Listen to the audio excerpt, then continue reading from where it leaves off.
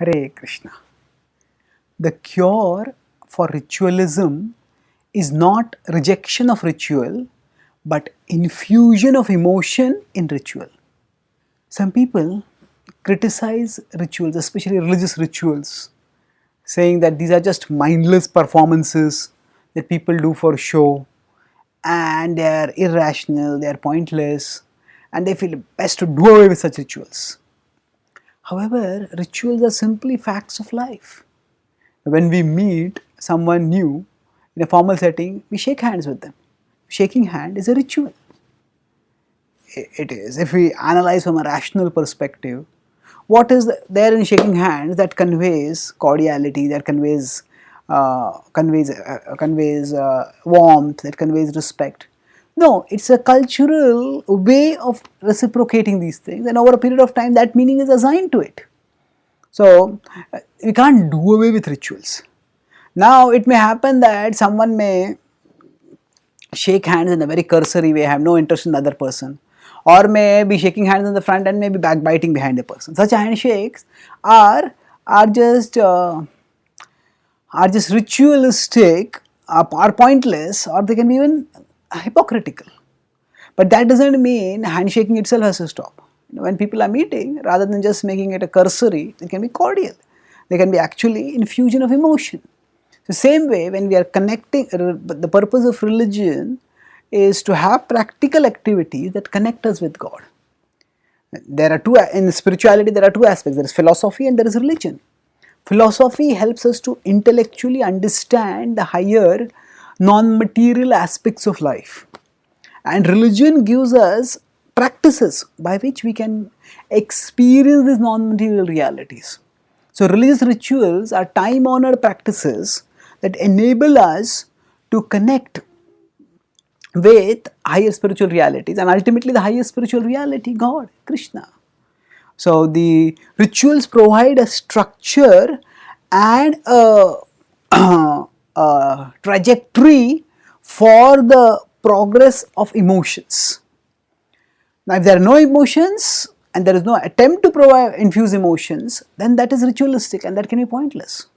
But one needn't assume that there can never be any emotions and there can never be intelligence behind the reciprocation.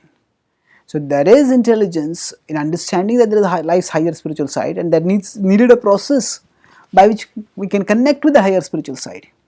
What if we use our intelligence to understand that higher spiritual side using philosophy, and then with that intellectual understanding we also guide our heart and infuse emotions, then rituals don't remain ritualistic. The practice of religion does not become ritualism, rather rituals become spiritual.